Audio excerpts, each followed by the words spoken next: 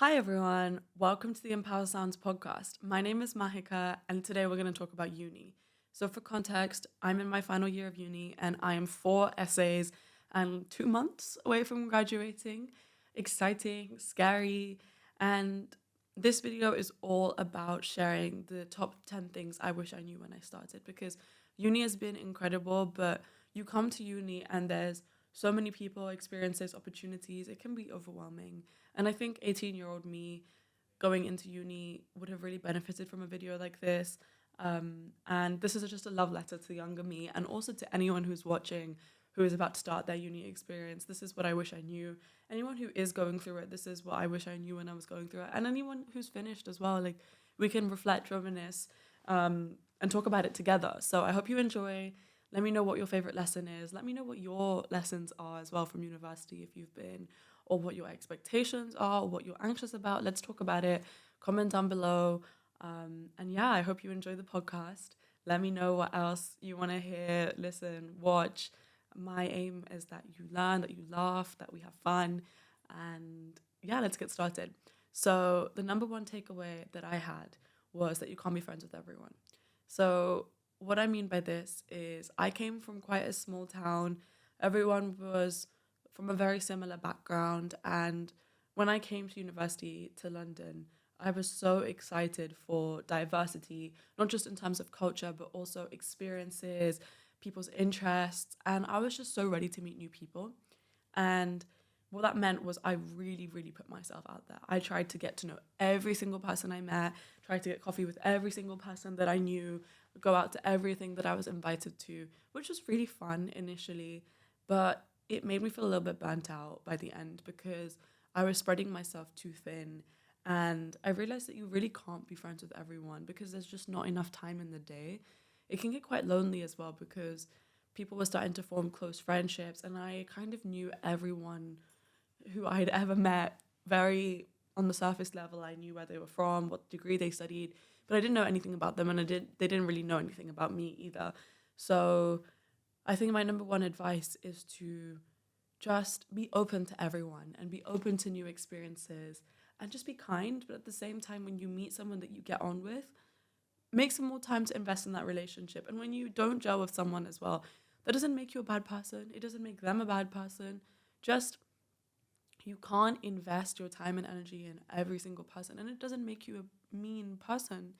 If you're being kind to them, if you're not being disrespectful, if you're being communicative, there's nothing wrong with it. I used to think, oh, if I don't want to be friends with everyone, that's mean. And also, I went to quite a cliquey school, and I was so ready to come to a new place where it was a blank slate and everyone got to be friends with everyone. But I think at the same time, like I said, it's important to stay open and meet new people. And who knows, maybe there's such a different type of person that you've never met that is someone that you can learn so much from and that you can have the best experiences with and the best conversations. So don't just stick to the same types of people, but at the same time, choose. Like, not choosing is also choosing, if that makes sense. And it can get really lonely if you spread yourself too thin. This links to my second takeaway, which is about making time for yourself, because I was the queen of FOMO when I came to university. I wanted to be in every plan. I went out every night. I went to everything, like all the socials. I signed up to like 17 societies. I was always out. And it was fun and I loved it. And I am so grateful that I went and explored and I tried new things. But at the same time, I didn't make any time for myself. Anytime I spent alone, I felt like I was wasting because I could be learning something, I could be meeting someone, I could be having an experience. But that's not true. You need to rest, you need to reflect, you need to be able to hear your own thoughts. And I feel like when you come to university and there's lots of things going on around you, there's this thing of like, you don't want to miss out, but it's so important to rest and recharge. And the amount of time that you need to do that varies from person to person. Like there's some people who need like a couple of days to recharge, or some people that need a couple of hours, but you need to spend some alone time and also do like nice things by yourself. So it's not just like the time that you're spending alone by default. Also, they say there's this joke that uni students have to choose between sleep, work, and social life, and they choose only two. But that's not necessarily true. If you make a little bit more effort planning And there's going to be some seasons of your life where you do more work or more social stuff or more sleep. But as long as there's a balance, you're not going to get sick. Like, I spent so much of my first year of university going like full on out, going and working, meeting people, and then like not giving my body any rest or any time alone and getting really sick. And there's this whole thing of like freshers flu, and in the UK it's cold around that time of the year, but it's also because you don't make any time for rest. So please, please, please make time for rest. Make a cup of tea, sit down, do something that you enjoy, do it alone. It's so important that you start this journey of university having a strong relationship with yourself, because it can be quite a lonely and scary time sometimes. It's so fun, but it can be overwhelming. So having that ability to come back and relax and be by yourself is so important. And I wish I had that sooner. And in my second year, I actually started this thing called No Plan Monday, because I was so uncomfortable being alone in my first year of university that I was always out. And so in second year, I forced myself that on Mondays, I didn't have class. I had a lot of work, but I didn't have contact hours. And I would spend the whole day by myself, and I'd do my work and get all my stuff done. And then I would just do nice activities alone. And it was daunting at first. And I know now, like, there's this whole thing on the internet about solo dates and taking yourself out, but it wasn't so much a thing back then. But I'm so glad I did it. And it was so fun. And if you don't have a whole Monday to dedicate to no plans, give yourself a few hours, but intentionally do it, and it will make you feel 100 times better. At least that's my experience. Okay, takeaway number 3 is your uni experience is what you make of it. So I know I was telling you about rest and everything, but this is more in the context of your studies. So it varies from uni to uni, but I found it really hard that between school and university, there was a big jump in the level of support and instruction you get. My first essay of university was literally what makes an event. And I had to write that. That was my instructions. And that was really daunting, because I came from, again, a school that was like, this is what you write, this is the structure, this is like who you should read, this is what you should quote. Like, there was a lot of advice, and it felt very daunting to build that trust of like, I know how to follow instructions. And it can be really scary as well, because the system of marking, especially in the UK, is very different to high school. Like, the grades are very different, and it's harder. So my third takeaway is you don't get like offered help in the same way. So if you want help, go ask for it. Teachers have office hours. There's people in your department who will know how to help you. Reach out to older students. You don't have to read every reading on your reading list, but like, know which ones are important to what you're trying to write. And yeah, ask for help if you feel lost and you don't know what to do. Chances are there's other people that feel the same, and sometimes people are too scared to admit that they don't know what they're doing. But I promise you, like, I'm 4 years down the line, and there's some days where me and my friends, we don't know what we're doing, and it's okay to ask for help. Like, learn how to ask for help in a way that feels empowering to you, so that you know more how to approach the work that you need to do. Obviously, this varies from degree to degree. Like, I do geography, which is a very like independent, write your essays, do your own research kind of degree. Like, I'm sure it varies from department, but if you don't feel like you know what you're doing, ask for help. And I feel like this sounds so obvious, but sometimes we have this thing of like, oh, like, we shouldn't know how to do it. Everyone knows how to do it. But I promise you, the reason that these resources are there is because some people will need it. And there's no shame in asking for help. Like, I used to find it difficult, because I used to be like, I should know what to do. I'm in university. I'm old now. I'm smart. But at the same time, if you ask for help and you nail your assignment, you killed it. It's okay. And even if you didn't nail your assignment, it's okay. It links back to not putting too much pressure on yourself to have it all figured out. Like, this is your free subscription to adulthood. Like, it's your trial period. You can make as many mistakes as you want and learn as many things as you want. Like, just enjoy it and get the support that you need academically, socially. Yeah, that's takeaway number 3. Takeaway number 4 is prioritize. So we've been talking about overwhelm and not knowing what to do and social life and work. I think, again, this might be so obvious for some people watching, but this wasn't when I was young for me, that you can want to do everything and you can do lots of things, but there needs to be some sort of like order of priority. So you need to think about, in a given week, like, what are the most important things for me to feel happy and to get everything that I need to get done. So from a work context, like if you come to university and you're overwhelmed by the amount of reading and work you have to do it in order of the most important tasks, and that will help you. And it's kind of like the whole avalanche method of tackling the most difficult thing first, and then that snowballs onto other easier tasks. And it's the same with social life. Like, prioritize the things that you think will make you the happiest, and everything else is an extra. When you try to do like a million different things and you can't get it done and you haven't prioritized, you sometimes feel like you didn't do enough, which is crazy because you're doing a million things. And I was guilty of this, and sometimes I'm still guilty of this, where I will finish my day, I'll finish my week, and I will have completed 20 different things. But because they're all small things and I didn't get the one big thing that I was wanting to do done, I feel like I didn't have a good day and I didn't like have a productive day. And not every day has to be a productive day.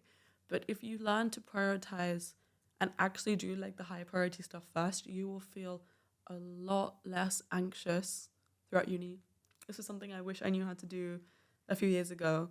But please, please, please, please make the list, put it in order, and then literally, if a list is too hard, like too much like mental overwhelm, just think, what is the daily highlight? Like, what is the most important thing I need to do today?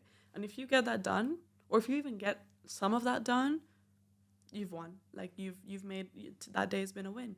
And again, not every day has to be productive. Rest is so important as well, and I'm a huge advocate for rest. But that's one of the things that helped me work without getting burnt out, socialize without getting burnt out.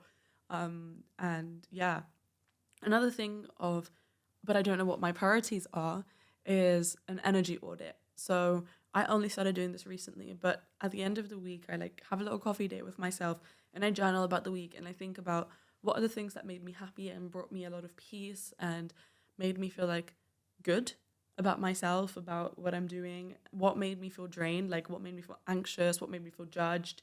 Like, I'm talking about people, I'm talking about activities, I'm talking about tasks, and then what were the neutral things. And again, this is not mean. Like, this is not because you're saying, this is not like Regina George's burn book. It's just about checking in with yourself and what makes you feel good.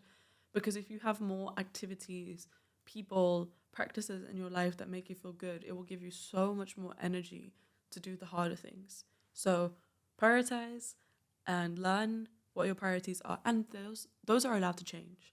What my priorities were in first year of university are so different to now towards the end. And that's normal and that's life and that's good. It means that you're growing, it means that you're changing and you're allowed to change. So you've got this. I believe in you.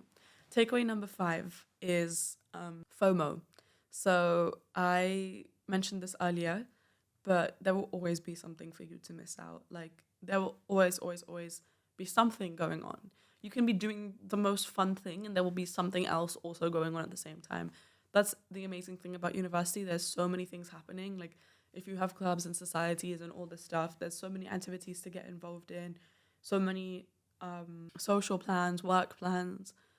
And again, this links back to prioritization and what I was saying about spending time alone. But you just have to realize that there will always be something for you to miss out on.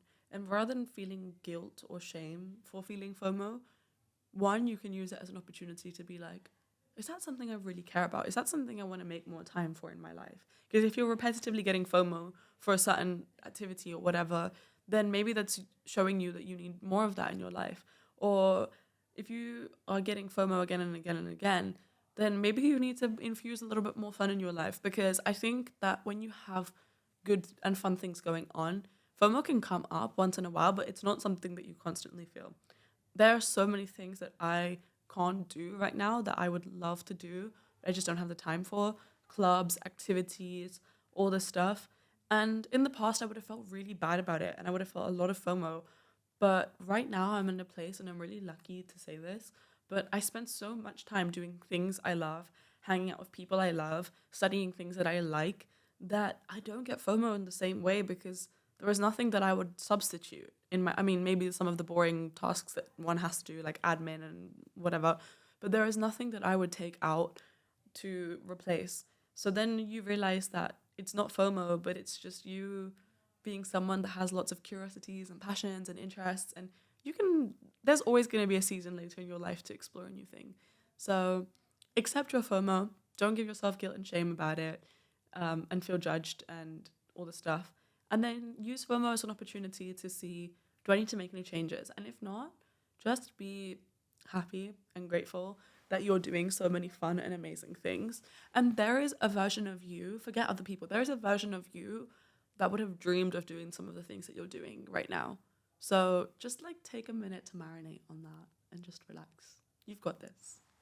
Okay, next takeaway is you don't have to get it right instantly. This links to what I was saying earlier about uni being your trial period and being like the free subscription. But you don't have to get everything right instantly. That can be socially, like your first friends don't have to be your best friends for life. That can be in terms of work. Your first essay or assignment or task does not have to be the best essay, assignment, task that you've ever written. You are not going to have it all figured out. And it would be a shame if you had it all figured out from the start, because where would the learning, growth and opportunity come from? You start a new place with a new environment, and it's gonna trigger you, because you're not gonna feel like you have everything sorted out. Like, you will have come from school, you will have got used to the system, got used to your friends, got used to the environment. You'll come to a new place, meet new people, have new types of responsibilities, like taking care of yourself and all the stuff, new work. It's okay to not have it all figured out. And like I said, get support. Now, previously I was talking more about like work support, but I also mean mental support. Like, I only got therapy when I got to university, and I had this huge like fear around therapy and getting help, because I was like, oh, I don't need help, I don't deserve help, like there's so many people that need more help, and like getting help is what, like, that's a sign that I'm broken and all this stuff. But no, everyone deserves help, everyone needs support. You don't need to get therapy if you don't want to. If you are interested, I made an episode about the 10 most important things that I learned in my year of therapy. I'm going to link that down below. But reach out to people that like you care about. Stay in touch with your old friends, family, community, everything. I think when you come to a new place, it can be quite daunting, and you like start a whole new life, and it can be overwhelming to keep in touch with everyone. But make time for your community and your support, because you're not going to get everything right. You're going to have days where you flop, where you don't know what you're doing, where it's overwhelming. And it's so important to have people to talk to and to have your coping mechanisms and everything. But this is me telling you that you don't need to have it all figured out. If you're lost, if you don't know what you're doing, if you're stressed, that's okay. Everything is going to happen. Like, it's all going to work itself out with time. Just keep waking up every day and doing the things that you need to do and the things that make you happy, and it will work out. And I promise you that, because there were so many times where I felt so out of my depth in university. I had no idea what I was doing. I felt so lost. I didn't know why it looked so easy for so many other people. But the reality is, you never really know what anyone is experiencing behind the scenes. And so you might come across like you have it all figured out as well to other people. It's okay. You have got this. It's going to be fine. Number 7 is you are going to change. So again, I touched on this, but it would be a shame for you to leave university as the exact same person as you came in. Again, like, where would the growth opportunities, where would all of that come from? Like, again, where would all the growth and opportunities and everything go if you were exactly the same person? You are going to likely have different friends, have different interests, have different values, have a different routine. And I already touched on this, so a slight different way of looking at this as well is you might even have different ideas of what you want to do in the future. Like, when I came to university, I didn't know what I wanted to do with my career. I had some ideas of like, oh, maybe I go work in policy and with the UN and all this stuff, because I study geography and I really care about the world. And now I'm starting my own like storytelling agency, media production company that works with female founders and social enterprises. And I have a podcast. And yeah, there's a link because I still care about working with people and planet and social issues. But the dream is allowed to change. You are allowed to change. And that doesn't mean that you like gave up on yourself or gave up on your dream or whatever. Like, through growth and through learning, sometimes you realize that what you wanted before was not exactly what you wanted, but was something that you learned to want or you were conditioned to want. And I'm not saying that that's the case with what I wanted in the past for my career, but I think that, again, giving yourself permission to change is so important, because then it also allows you to give permission to the people around you to change, because your friends are going to change as well. My best friends from high school, who I'm really close with, I'm very lucky that we're still in each other's lives, are so different now at the end of university from school. And I'm so proud of them that they've changed, that they've grown, that they've evolved, that they've tried new things, that they've met new people. And that's so exciting. And I think, like, when you give yourself permission to change and you give other people permission to change, it's so much easier to keep those long-term friendships and relationships as well. And accept that if you kind of view it like a Netflix show, you had that season, now it's a new season. And every season, there's like links, right? There's the same characters, the same protagonists, same like overall themes, but there's different vibes, I guess you can say, in each season, different plot lines, different episodes. So view your life a little bit more like that. And I think, again, it will get rid of some of the guilt and the shame and the judgment, which can be so unnecessary. Like, there's already so many things on your plate. Like, take off comparison to other people, comparison to past versions of yourself from the plate. We don't need that anymore. Okay, key takeaway number 8. Try new things. So part of giving yourself permission to change is pushing yourself out of your comfort zone and trying new things. I think the people who are watching this are likely either just about to start uni, in uni, or leaving uni. So you're old enough to have some sort of like sense of identity of, I'm this kind of person, I'm not this kind of person. But uni is a time to change and try new things. Like, I came into uni being like, I'm not a sporty person. And I realized, is that a version of myself that I want to be for the rest of my life? And I was like, no. So in uni, I tried lots of different things. I tried salsa dancing. I tried Brazilian jiu-jitsu. I started going to the gym like way, way, way more. I started running. I tried lots of different things. And now, do I consider myself pro athlete? No. But am I a sporty person? Yeah, a lot more so. I tried new hobbies. I tried like the fashion society. Again, that was not something I considered myself as a particularly fashionable person. But I tried it because I met someone that was interesting, that was doing it, and I was like, okay, let me just go and see. And I met some of my favorite people through that experience. I met my roommate, I met some of my best friends, and I'm so grateful for that. So when you're going to, like, if your university has a freshers fair, societies fair, go and sign up to some random stuff that you just don't think you would have tried before, and try it. You might hate it, you might love it, but what if you meet your new best friend through it, or you have some of your new funniest memories from it? Like, try new things, because it's also so fun when you grow that ability, or you grow a new skill, or you grow trust with yourself. Don't get me wrong, like, I'm giving you the success stories. I've tried some stuff that was just not for me as well. But I think sometimes it's good to know that something's not for you by actively going and trying it and being like, okay, that's not for me, rather than assuming from the outside that that's not something that's fun. So try new things, because it's so worth it. And comment down below, if you're still watching this, what's one new thing that you want to try. It can be, if you're not in uni anymore, this is applicable for life as well. Like, we live in a time where there's so many events, there's so much stuff going on social media. Like, there's always, always, always opportunity to try a new hobby. And it doesn't even have to be in person. If you don't live in a city where there's a lot going on, you can try new things online. There are so many free courses, YouTube videos, I don't know, Discord channels, online courses that you can do to learn new things. So I actually have a list on my phone now of random side quests that I want to try when I have time. And right now I don't have time to do anything extra. But when I do, I'm just going to choose something random from the list and I'm going to try it. So again, comment down below what you want to try this year.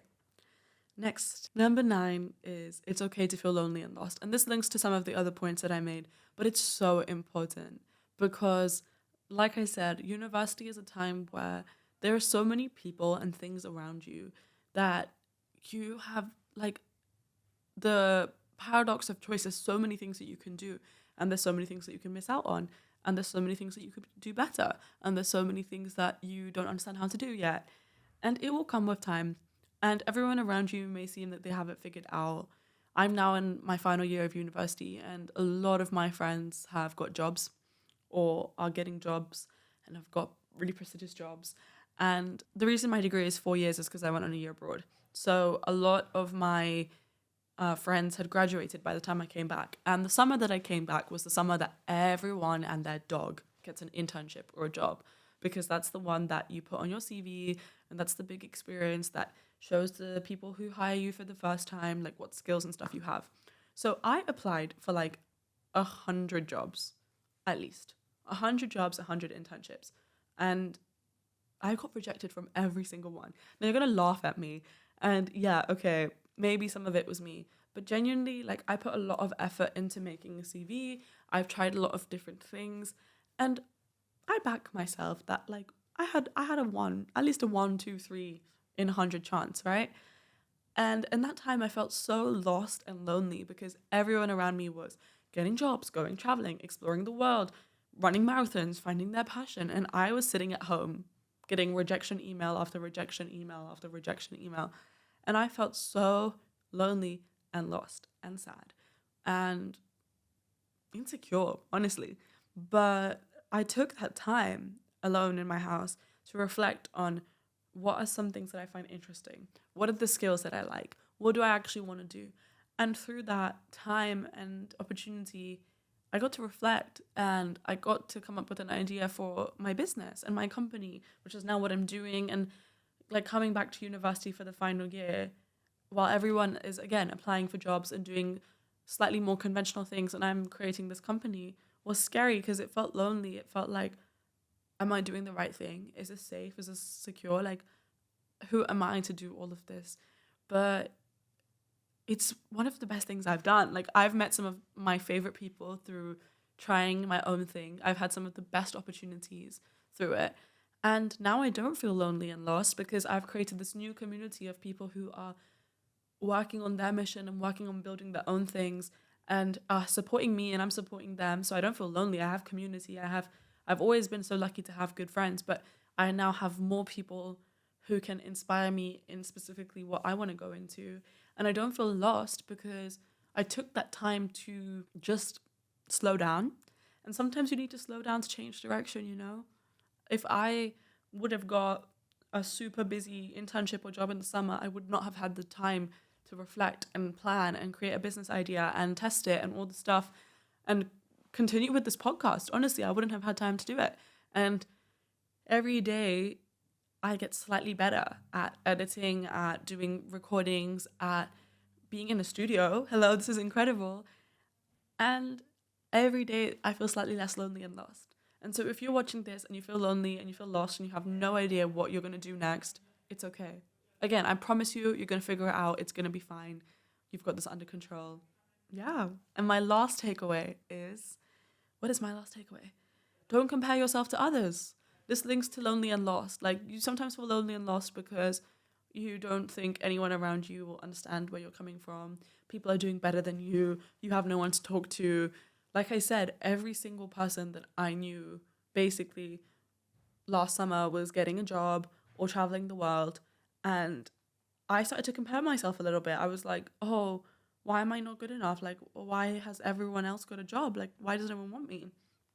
And when I started to come up with the idea for my company, and a lot of people were, again, getting like really prestigious jobs, I was happy for them, but I was like, should I be doing that? And learning to listen to that voice and then be like, hey, you don't get a seat on the table anymore. Like, it's 2025. Like, you're not invited anymore, was so important because comparison is human. It's natural. It will come up. You will feel it.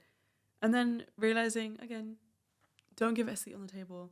At university, we're now at an age where everyone, when you leave university, branches off.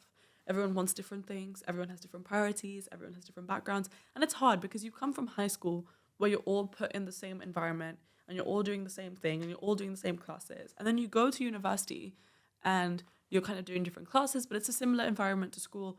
And then you leave. And then some people are getting big jobs.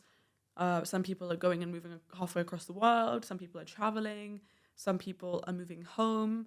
And there's no template of what to do right. And you're not going to get it right because there's a million other things that you can do. But as long as you take a step and you realize, this is a step, I can always change direction. I can always go backwards. I can always slow down. It puts a lot less pressure on you. And stop comparing your journey to other people. This is not new knowledge. I'm probably one of thousands of people on the internet telling you not to compare yourself to other people. But there is a reason people say that. And when you take comparison off the table and you just celebrate the people around you in your life and you use it as inspiration, you're like, okay, this person, like, I'm comparing myself to them because I value what they're doing. Use it as inspiration. Tell them, hey, like, mentor me, give me advice, and do the same for other people in your life. And when you do that, and when you are open about the fact that you're cheering people on and you're like, yeah, I'm so proud of you, you're doing awesome, it feels so much better than be like, oh my God, like, so and so is better than me, all this stuff. I promise you, there is enough, like, the metaphor is like there is enough food on the table for everyone to eat, but there is enough opportunities in the world for everyone to get something amazing. And you are going to figure everything out. And if you stayed this long, thank you. I feel like we've done uni together now, but this was my top 10 things I learned from 4 years of university, the good, the bad, the ugly. To anyone who's watching this, who knows me from uni, thank you for being there throughout the journey. And for anyone who's watching this who doesn't know me, thank you for coming and joining the community. Please comment down what you want to learn, what you want to listen to, what you want to talk about. Like, we're going to do more episodes, so let me know what you want to see. Also, if you've been to uni, if you want to go to uni, like I said, let me know. I want to know everyone's experiences. And next week we'll be back with another interview with another empowering, inspirational, and amazing woman. So stay tuned.